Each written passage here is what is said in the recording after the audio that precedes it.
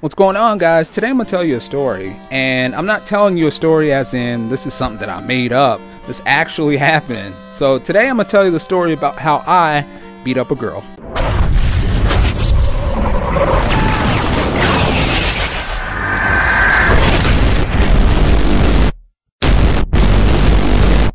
So today I'm gonna tell you guys the story of my one and only fight with a woman. Okay, and I don't condone any type of violence towards women, men, anybody. I do understand people defending themselves, and that's exactly what I want. So understand that I don't condone any of that. But with that said, let me tell you the story. So I used to live in Dallas, and when I was in Dallas, you know, I used to go out all the time. It was my cousin.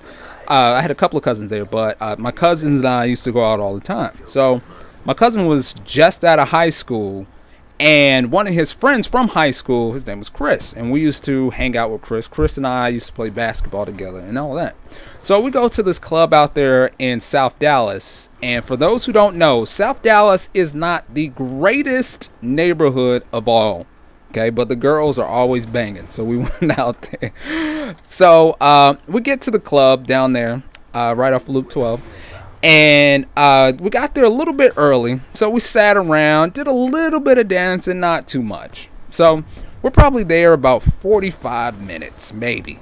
And in walks Clifford. Now, Clifford is a known troublemaker. God damn that dude. Excuse my language, but dude, anytime you see Clifford, there is guaranteed there is going to be a fight or a shootout or something.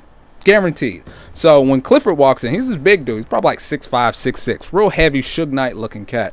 So Clifford walks in with these two guys. So immediately when he walks in, man, I go and sit myself down on the side. I am not about to be a part of any of this madness. So I go sit down, or I go get off the court. I mean, off the dance floor. And my cousin, he follows me off there too. So Chris, on the other hand, he goes and walks over there and goes to talk to Clifford. So Chris is over there for about, I don't know, about 10, maybe 15 minutes. And like I said, me and my cousin sitting there just rapping, checking out people. And Clifford, the couple of guys he was with, and Chris, they all walked back onto the dance floor. All 4 or 5 of them. And there's this guy dancing with this girl. And as they walk around there, they all kind of stand there, arms folded, you know, big dudes, surrounded like a half halo around the guy. And dude is completely oblivious. He's in heaven, dancing with the girl. She was right though. I give him that. He's just dancing with her. And I kind of nudge my cousin. I'm like, what's that all about? And he looks over there. He's like, yo, that's Clifford's ex-girlfriend, the girl that the guy on the dance floor was dancing with. I'm like, oh. And this is all I'm saying in my mind, like, dude does not know how much trouble he's really in right now. So they all get off the dance floor, go back off. So I'm thinking everything's all right, you know, maybe it's all blown over. So the guy and the girl stop dancing, but the guy's still on the dance floor with 2 people. I guess his homegirl and this real butch looking girl, real tough, big, stocky chick. So he's on the dance floor with them. So Chris, Clifford, and the other guys get back on the dance floor. At this time, it was like Moses and the Red Sea parting, because where the guy was to where Clifford and Chris were standing, like everybody moved out of the way. Everybody just moved. So it was just a clear line from him to him. So I look over at Chris, and Chris is in this like squatting. He had his hands on his knees. You know, like if you're running and you get tired, you rest your hands on your knees to prop yourself up. But he wasn't tired. This was like a preparation stance. Standing there, looking at dude. Focused, looking dead at the guy. So, you know, again, I tapped my cousin. He's like, oh, shit. Now, you know, that's exactly what he said. Because he already knew what was about to happen. He's like, oh, so I look back, and Chris is in a Usain Bolt like sprint to the guy with his arm cocked back, fist balled, everything. He runs, running. That's all you hear. Even over the club music, like that's how loud that punch was. It sounded like if you had an open hand slap to somebody's back or stomach, real loud, pow, slap. And I look at he punches the guy. The guy must have flew back like 10 feet. Like, he flew back. You know, guy lands on the ground, has this huge gash. And that was the first time in my life, I know where I was. That was the first time I had ever seen somebody slept, like knocked out to where they were just completely gone, sleep. And it was the first time I had ever seen that in my life. I mean, he knocked that guy stone cold out. It was over for dude. He was just laying there. So right as that happens, the security pounces on Clifford and the two guys. They grab him. About 5 or 6 security guards grab these dudes and they kind of usher him out. Meanwhile, Chris is on the dance floor and he is getting punished by the butch looking girl and the guy's friend. Like I said, the girl was real big. She's probably about 6 feet. She's taller than I am. Big girl. You know, and she's throwing punches like a man. Like, she looks like a dude, and she's throwing punches like a dude. Going off. Boom, boom, boom. Big, heavy ones.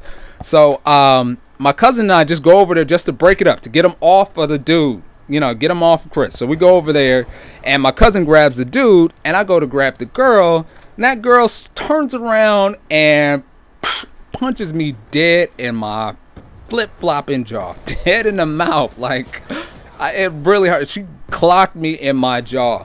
So in that second that I got hit, you know, I'm like, this B-word then punched me in my face. Like, this is in the split second that all this happened. Like, this, you know, I'm mad now. Like, I went from calm to angry in that second. And literally, it was like the announcer from Street Fighter came on, like, round 1.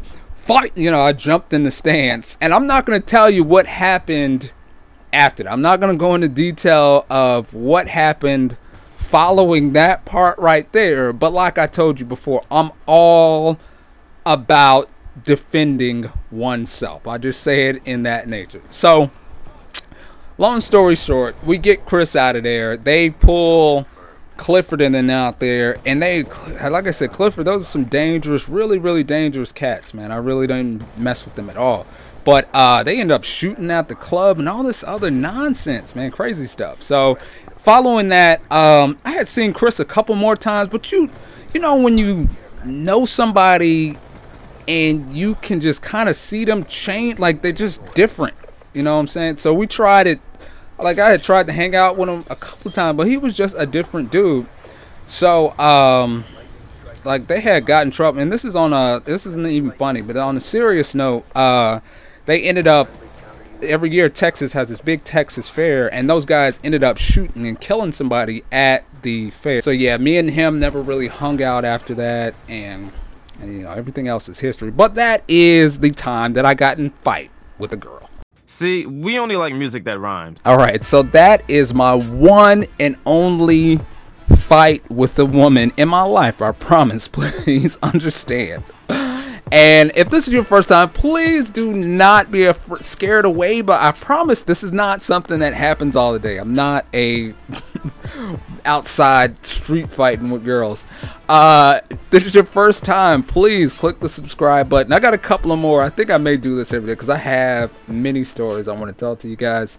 Also, if you like the video, click that. Make sure that you leave your comments down in the comment section for me, please. And as always, I gotta say thanks a lot, guys.